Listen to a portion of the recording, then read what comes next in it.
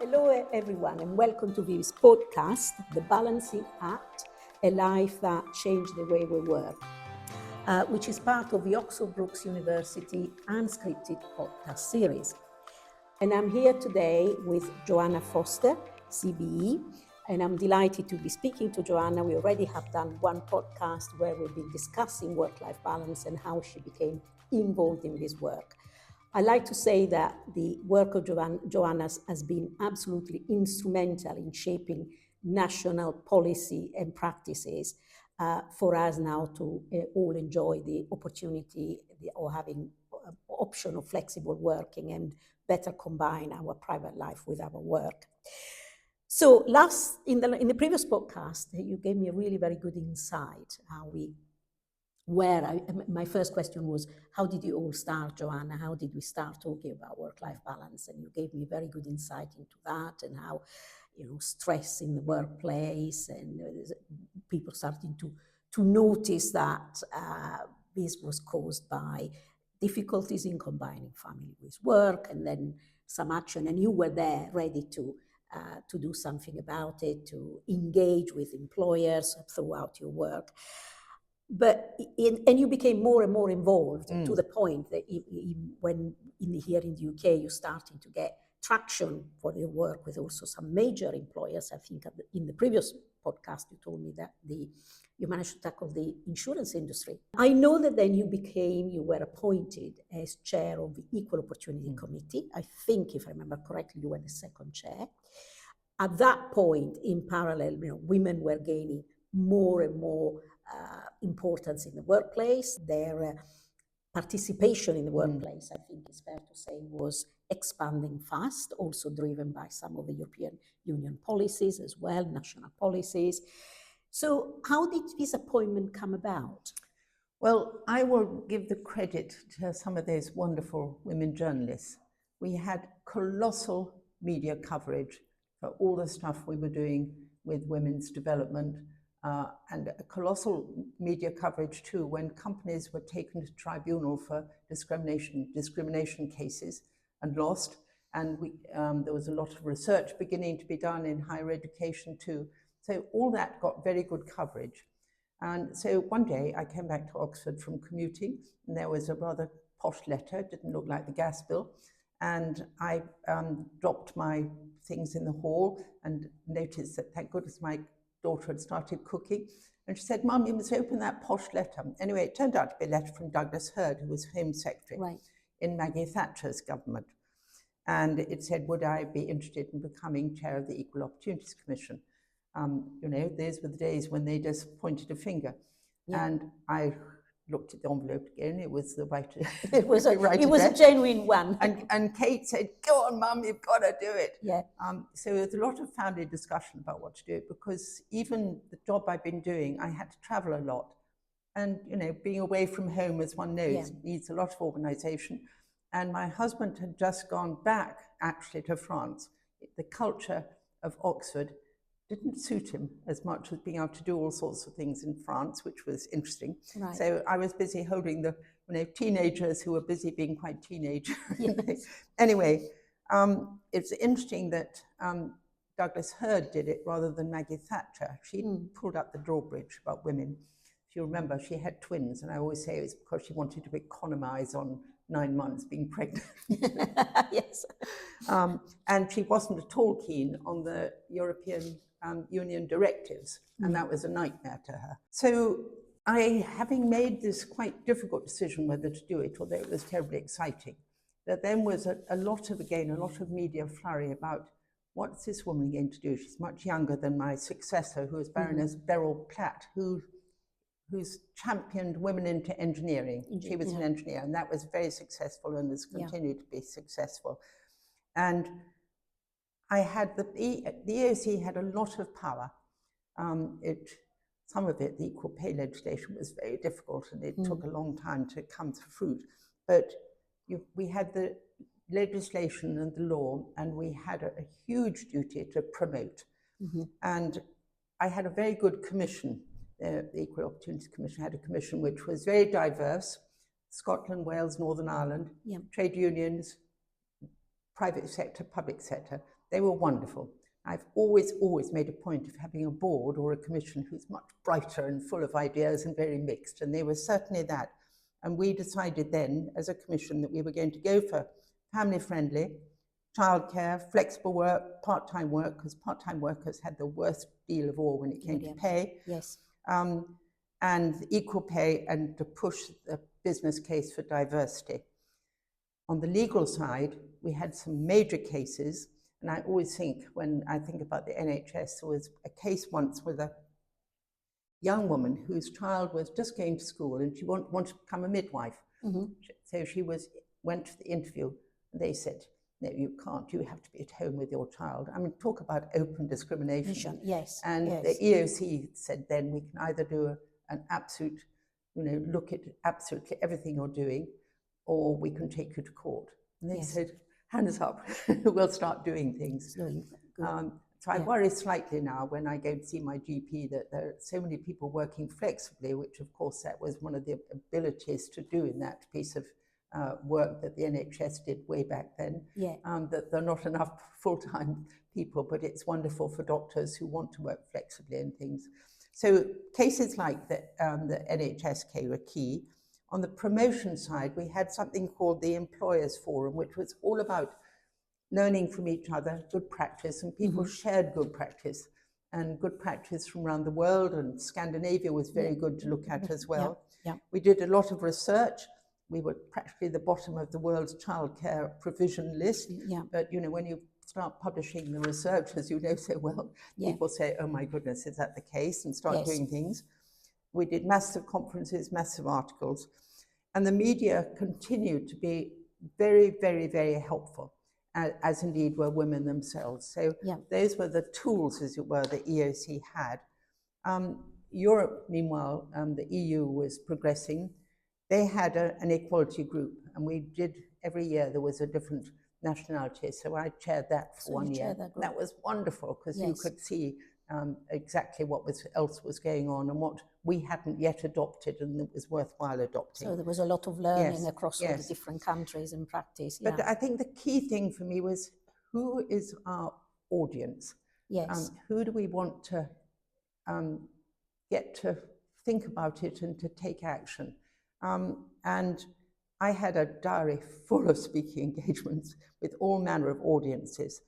And there was one day in my life when I remember it so well. My mother met me at Paddington Station, said, your skirt's too short, where are your gloves and where's your hat? I thought, why is she wondering? She's never asked me that before. And I was about to speak to her club, which was the Women's Institute, and it was the annual meeting at the Royal Albert Hall, and she was terrified. And it was quite terrifying with a full Albert Hall. And my husband sat next to her with his hand up, ready to clap it over her mouth in case she shouted feminist rubbish. And anyway, I could read my audience, because it was grannies and parents and younger people, and it was quite a success. But there was a strike in London that day, no tubes, very, very hot. But luckily the car that had been organised took me to the Confederation of British Industry, who had fought all the way along every case that had been, which encouraged industry and employers to do something more family friendly. They'd opposed very loudly. And it was being run by a very pompous chairman who said, Mrs. Foster, we employ 2/3 of industry. And I then had to speak. There were 12 people around a very grand mahogany table, one woman at the end who luckily I knew. So I was dreading the Q&A. I thought I was going to be eaten alive. And one of the members on the left said, my daughter's in the medical profession, and she's finding the ceiling is cement, getting further up to become a consultant. And this emboldened the man on the other side. He said, my daughter's in a law firm. Yeah, we go again, the daughters. And he said she would like to become a partner. But there's so much discrimination. So I left with such pleasure. Imagine, so here again, the father seeing the difficulties and the challenges. Just to finish the story, there was no car waiting, it was chaos of traffic, but there were taxis going very slowly through Cambridge. And there was one taxi with 2 pinstripe city gents in, and with the window open. And I put my head in the window and said, going to Paddington? They said, by chance we are. So we exchanged our life stories in the taxi. They had daughters, and they were going to Oxford. And we all got on the train to Oxford. And my third diary appointment that day was to oppose a motion in the Oxford Union. The motion was that feminism was irrelevant. Right. And the woman who was proposing it had 11 children, so I don't think she had much work-life balance, or they probably had lots of help. Yeah. Anyway, we completely annihilated them, and all the students did. But I was very tired that night. But those were three very, very different audiences. And I had to keep on remembering, how at the commission were we addressing through the law or through promotion those audiences. Yeah, yeah. And I had to remember occasionally to go to bed.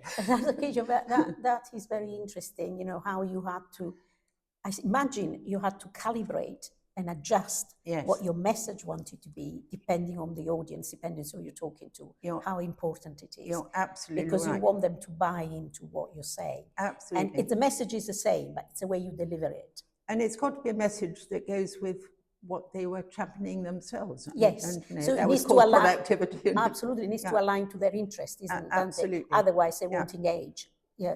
And it was interesting, just coming back to men, and I mentioned earlier, I think in the first podcast, how women getting themselves into networks was terribly important. Yes. I remember Reuters wanted to form a women's network, being very international. And their male colleagues said, no, we've got to have one for all of us because we travel and we don't see our families and we want to get a better family-friendly setup. Yeah. And that was a very important message, really, that the good things that we did with women were good for men as well, and good for families. Absolutely. And I think what we see now, when you do a survey of young people or our students, we talk to them, and both men and women, they rate work-life balance very highly. And it's important. And the famous word well-being, which seems to be everywhere. Yes, it features very prominently in in what their priorities are. So we've got into the 90s now. Yes, we are.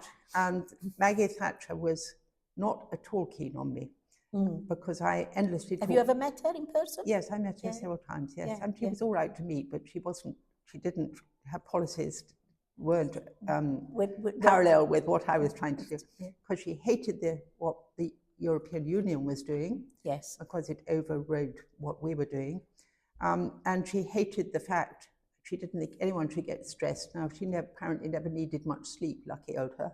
So I don't think she ever minded about work-life balance. Yeah, I remember one of her ministers saying that they thought that perhaps she was, she had some kind of supernatural strength or something. Maybe she had not a fat jab, but some other jab. or some other kind.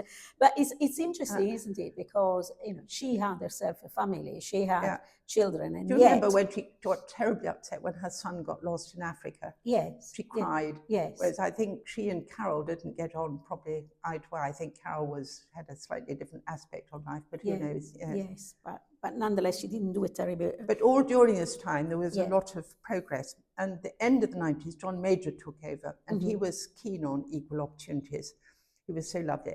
Not so very, very long ago, I went to see a cricket match where the Garsington Opera now happens up there. I don't know why I went to a cricket match with some friends. And it was the women's 11 playing the parliamentary 11. Oh, right. And the women beat the parliamentary 11. Right. And I met John Major coming back, and he said, another one for you, Joanna. Another one for you, Joanna.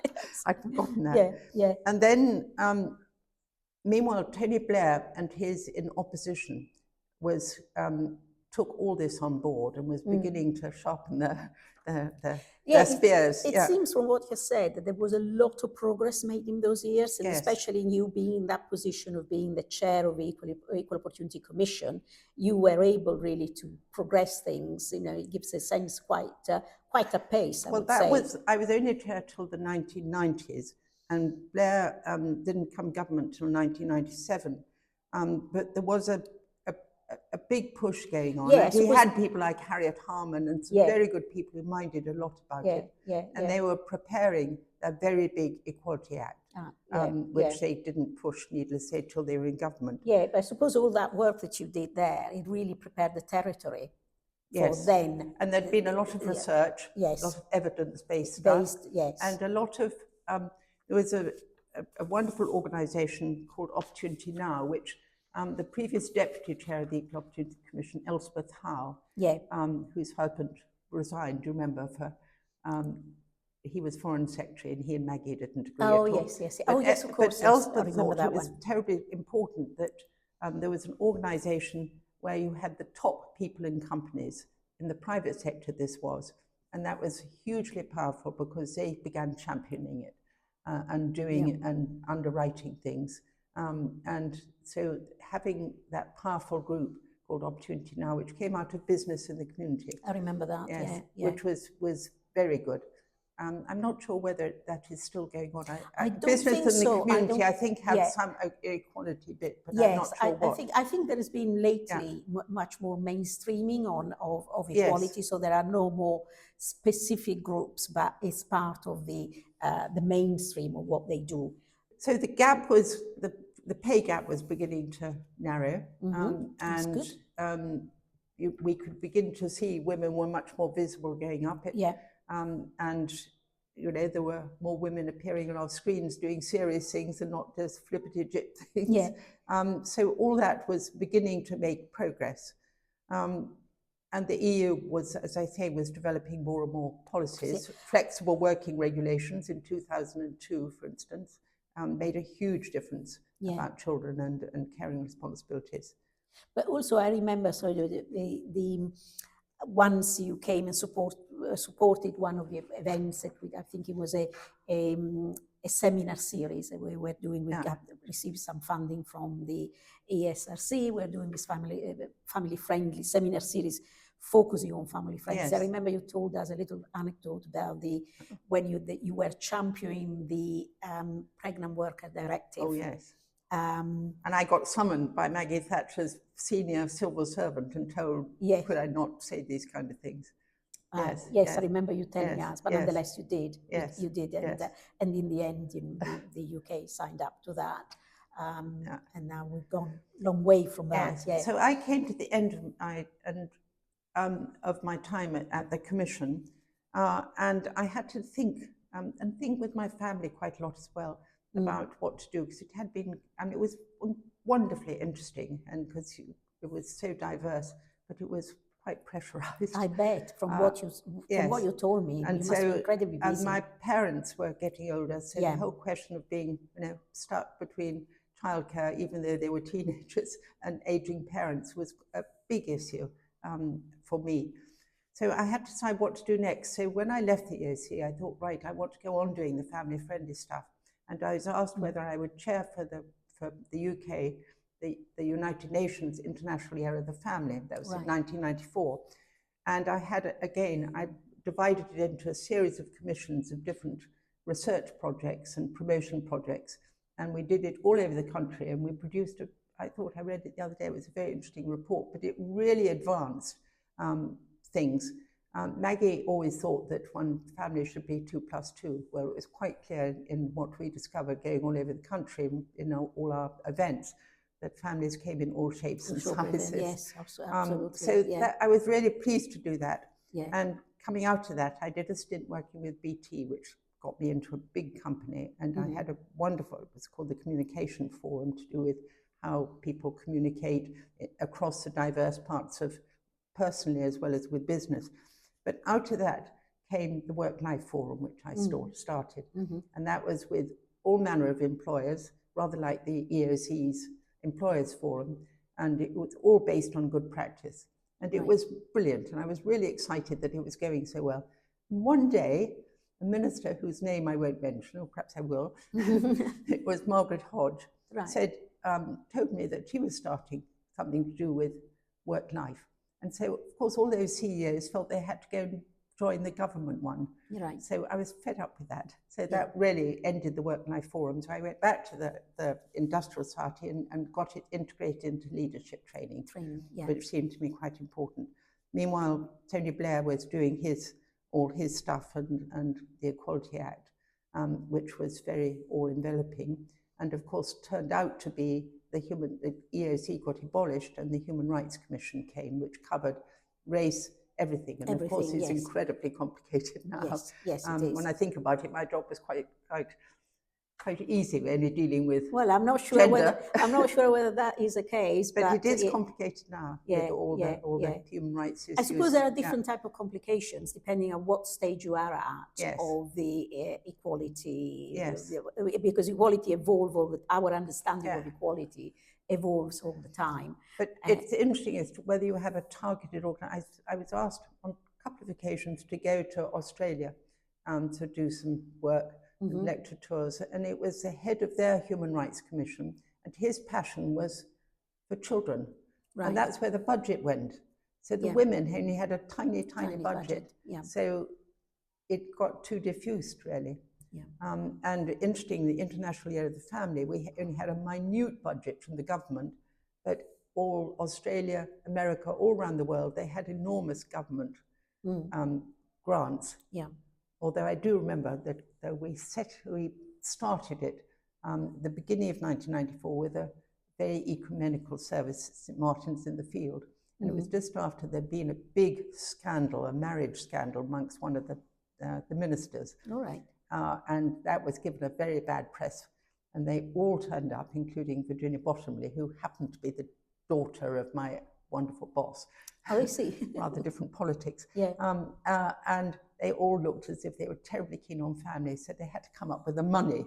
They had to show they were family friendly. To support it. So just occasionally you get somebody's terrible miseries of a marriage breaking up to help produce sometimes something else. Or something that when people experience it firsthand, then realize how important it is. So I also at that time started chairing, after I'd finished doing the Industrial Society, I went through a horrid divorce, which was wretched, but then met some years later my husband, who I danced Scottish reels with at age 17. Anyway, we finally landed up together in Oxford. So I did, and he then got horrible lung cancer. So I had to do a lot of very full-time caring. But I was also chairing the Nuffield Orthopaedic Trust, which was a wonderful trust, and they loved all the art and the music. We were able to get into it. And also the National Crafts Council. I've always been very keen on pots and textiles. And there's a very lively guild here in Oxfordshire. So they were different sorts of things, but I was trying to balance my own family life at that point. And between us, we had 8 granddaughters. So there was a certain amount of work to be done with the granddaughters, as well as the caring work. Thank you, Joanna. If you want to hear more, and especially some reflections on how this agenda will continue to evolve. So if you want to hear all that, just follow us in the next podcast. Goodbye.